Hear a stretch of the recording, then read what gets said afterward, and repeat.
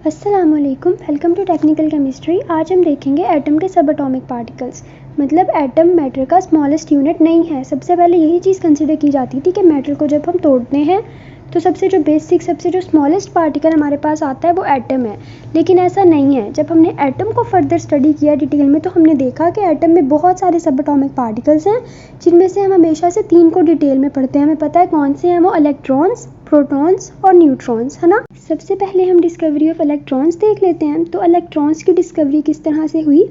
एक discharge tube ली गई, ठीक है, उसके अंदर 2 मेटालिक इलेक्ट्रोड्स लिए। डिस्चार्ज ट्यूब ली, उसके अंदर 2 मेटालिक इलेक्ट्रोड्स लिए।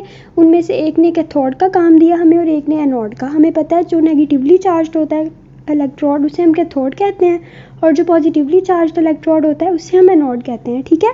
तो हमने एक डिस्चार्ज ट्यूब ली, उसके अंदर अपने 2 मेटालिक इलेक्ट्रोड्स कैथोड और एनोड फिट कर लिए, ठीक है। इस डिस्चार्ज ट्यूब को हमने किसी भी गैस, एयर या वैक्यूम से फिल किया। किसी भी सब्सटेंस के वेपर से, गैस से या एयर से हमने फिल कर लिया अपने डिस्चार्ज ट्यूब को किसी भी डिजायर्ड प्रेशर पे, ठीक है। और हमारे जो इलेक्ट्रोड्स थे कैथोड और एनोड, उन्हें हमने हाई वोल्टेज से कनेक्ट कर दिया, मतलब किसी भी बैटरी सोर्स से कनेक्ट कर दिया, ठीक है। एग्जैक्ट कितना वोल्टेज चाहिए इस पूरे प्रोसेस के लिए, ये डिपेंड किस चीज़ पे करता है कि हमारी जो डिस्चार्ज ट्यूब थी उसकी लेंथ क्या थी, और जो हमने ट्यूब के अंदर हमारी जो गैस थी उसे किस प्रेशर पे हमने रखा था, ठीक है। मतलब एग्जैक्ट अप्लाइड वोल्टेज किन 2 चीज़ों पे डिपेंड करता है, हमारी ट्यूब की लेंथ पे और ट्यूब के अंदर के प्रेशर पे, ठीक है। फिर हमने इस ट्यूब को एक साइड ट्यूब के थ्रू, ये मैं आपको भी डायग्रामेटिकली समझाऊंगी तब आपको अच्छे से समझ आ जाएगी, ठीक है। फिर हमने अपनी इस डिस्चार्ज ट्यूब को एक साइड ट्यूब के ज़रिए वैक्यूम पंप से कनेक्ट कर दिया, ताकि हम खुद से प्रेशर कम ज़्यादा कर सकें। मोस्टली हम कम ही करते हैं, ठीक है। फिर हम डिफरेंट प्रेशर्स पे कंडक्शन ऑफ इलेक्ट्रिसिटी को स्टडी कर सकें, इसलिए हम इसे अपनी डिस्चार्ज ट्यूब को वैक्यूम से कनेक्ट कर देते हैं, ठीक है। डायग्राम से मैं आपको भी एक्सप्लेन करूँगी, पहले आप पॉइंट्स देख लें। तो फिर क्या होता है, हमने जब अपना ये सारा ऑपरेटर सेट कर लिया ना, तो हमने क्या देखा, हम अपनी ट्यूब के अंदर चाहे जितना भी हाई वोल्टेज अप्लाई करते हैं, जब तक हम अपनी ट्यूब के अंदर का प्रेशर कम नहीं करेंगे ना, तो करंट पास नहीं होगा गैस पे से, ठीक है। मतलब क्या चीज़ ज़रूरी थी, लो प्रेशर पे ये सारा प्रोसेस करना ज़रूरी था, प्रेशर को कम करना ज़रूरी था। हम जितना भी वोल्टेज देते रहे, हमने 5000 वोल्ट तक का वोल्टेज भी दिया है, लेकिन ट्यूब के अंदर प्रेशर को ऑर्डिनरी प्रेशर रखा है, उसे कम नहीं किया, तो हमारी ट्यूब में से करंट फ्लो नहीं करेगा, ठीक है। अच्छा, अब हमने क्या करना है, हम फर्स्ट कर लेते हैं कि हमने ट्यूब के अंदर प्रेशर भी रिड्यूस कर दिया है और वोल्टेज हमने हाई अप्लाई किया 5000 से 10000 वोल्ट तक का। तो फिर अब क्या होगा, इलेक्ट्रिक डिस्चार्ज होगा हमारे कैथोड में से, ठीक है। जो 2 हमने इलेक्ट्रोड रखे थे उनमें से एक यानी कैथोड से इलेक्ट्रिक डिस्चार्ज होगा और हमारी ट्यूब के अंदर एक तरह का ग्लो प्रोड्यूस हो जाएगा, ठीक है। मतलब ट्यूब में चमक, वो लाइट जो होती है जैसे ट्यूब लाइट होती है, ठीक है, इस तरह का ग्लो प्रोड्यूस हो जाएगा हमारी ट्यूब में। हमने प्रेशर को कम किया ट्यूब के अंदर, 5000 से 10000 तक वोल्टेज अप्लाई किया, फिर हमारी गैस जो थी उसके अंदर इलेक्ट्रिक डिस्चार्ज होगा और ट्यूब के अंदर ग्लो प्रोड्यूस होगा, ठीक है। ये देखें, तो ट्यूब के अंदर ग्लो भी प्रोड्यूस हो गया। अब हम फर्स्ट कर लेते हैं कि हमने प्रेशर फर्दर रिड्यूस कर दिया 0.01 टॉड तक, मतलब इतना ज़्यादा कम कर दिया हमने प्रेशर। तो फिर जो ओरिजिनल ग्लो था ना, जो अभी पिछले स्टेप में प्रोड्यूस हुआ था, वो तो डिसअपेयर हो जाएगा, लेकिन हमने प्रेशर इतना कम कर दिया, उससे क्या होगा, कुछ इस तरह की रेज प्रोड्यूस होंगी, ठीक है, जो फ्लोरेसेंस काज करेंगी। हमें पता है मोमेंटरली जो ग्लो प्रोड्यूस होता है उसे फ्लोरेसेंस कहते हैं, ठीक है। केमिल्यूमिनेसेंस का ये एक उसकी टाइप है, तो इस पे हम कभी फिर लेक्चर बना लेंगे। पर फ्लोरेसेंस हमें क्या होता है कि बहुत थोड़े सेकंड के लिए, बहुत थोड़े से टाइम के लिए ग्लो प्रोड्यूस होना, उसे हम फ्लोरेसेंस कहते हैं, ठीक है। तो ओरिजिनल ग्लो हो गया ख़त्म, लेकिन हमने प्रेशर इतना कम कर दिया था कि कुछ रेस फ्लोरेसेंस काज करेंगी opposite to cathode. Opposite to cathode क्यों, क्योंकि ये जो डिस्चार्ज था ना, ये कैथोड से हो रहा था।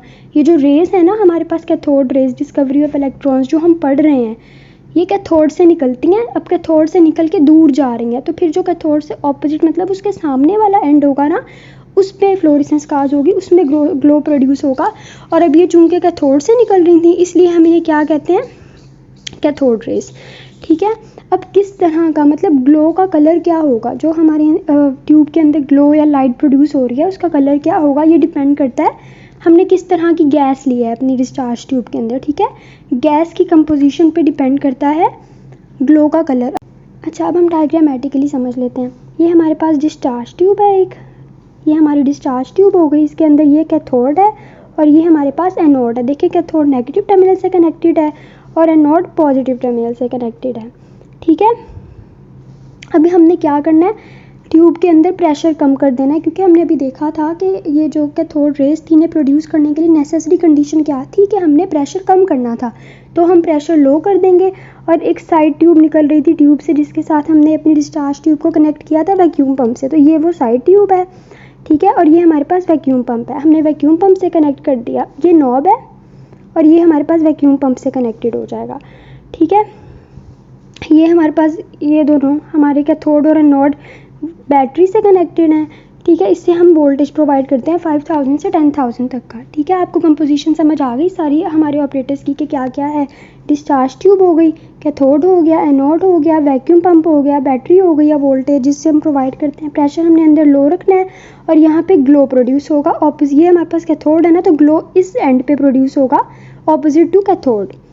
ओके, ये थी हमारे पास डिस्कवरी ऑफ कैथोड रेज या discovery of electron. Cathode rays negatively charge होती हैं और यही हमारे पास इलेक्ट्रॉन्स हैं।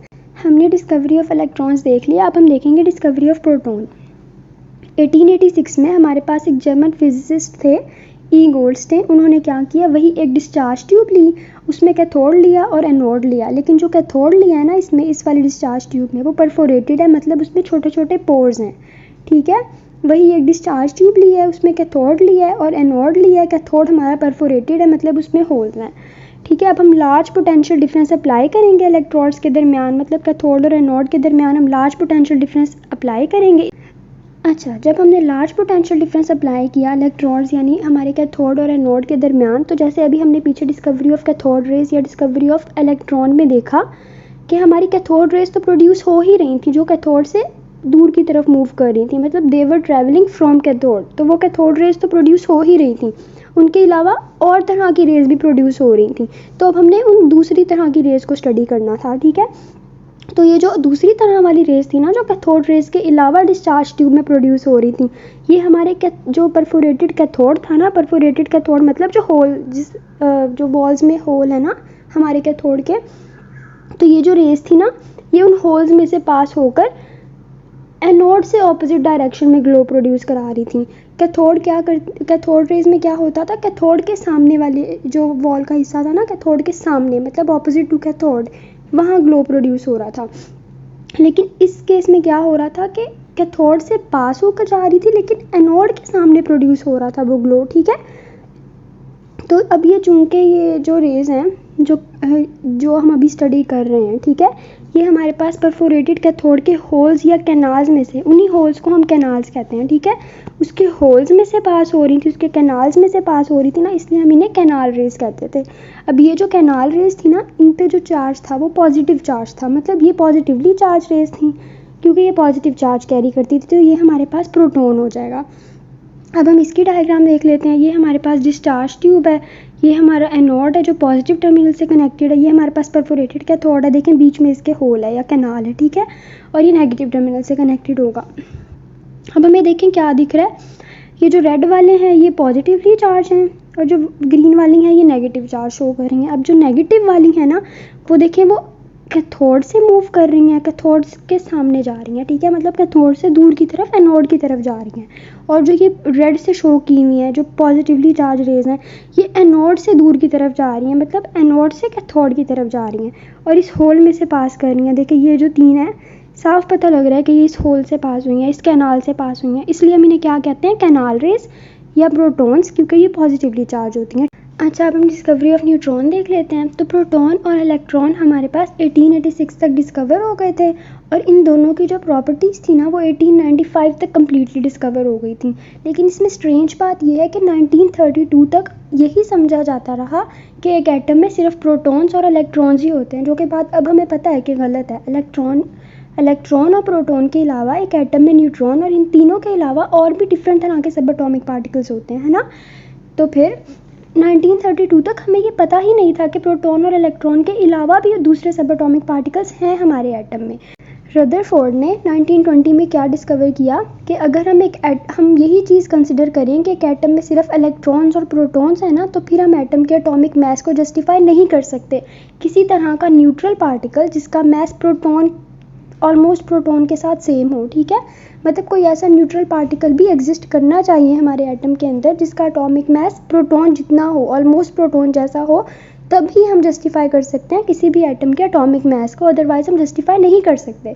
तो चैडविक ने 1932 में डिस्कवर किया न्यूट्रॉन को, और 1935 में चैडविक को नोबेल प्राइज़ मिला था फिजिक्स में, ठीक है। अब हम डिटेल में पढ़ लेते हैं डिस्कवरी ऑफ न्यूट्रॉन डायग्रामेटिकली, ठीक है। अच्छा, तो हमने एक पोलोनियम मेटल लिया जो हमारे पास अल्फ़ा पार्टिकल्स का सोर्स है, ठीक है। अब पोलोनियम मेटल हमने लिया तो फिर हमने उसके सामने रख दिया एक बेरिलियम टारगेट। पोलोनियम से जो अल्फ़ा पार्टिकल्स एमिट होंगे ना, उसे हमने बम्बार्ड करवाया। ये अल्फ़ा पार्टिकल्स हैं, ठीक है, ये पोलोनियम से निकल रहे हैं और इसे हमने बम्बार्ड कराया अपने इस बेरिलियम टारगेट पे। तो फिर क्या हुआ, बेरिलियम टारगेट से पेनिट्रेटिंग रेज निकली, ये ठीक है, ये निकली। और फिर जब ये जो रेज बेरिलियम टारगेट से निकली हैं, जब हमने चार्ज डिटेक्टर से इनका चार्ज मेजर किया तो उसका चार्ज था 0, ठीक है। तो फिर ये जो न्यूट्रल रेज बेरिलियम टारगेट से निकली थी, इन्हें हमने न्यूट्रॉन्स का नाम दे दिया। तो क्या था, हमारे पास एक पोलोनियम मेटल था, ये पोलोनियम मेटल है जो अल्फ़ा पार्टिकल्स का सोर्स है, ठीक है। वहाँ से अल्फ़ा पार्टिकल्स एमिट होंगे और हमने उन अल्फ़ा पार्टिकल्स को बम्बार्ड करवाया बेरिलियम टारगेट पे, ठीक है।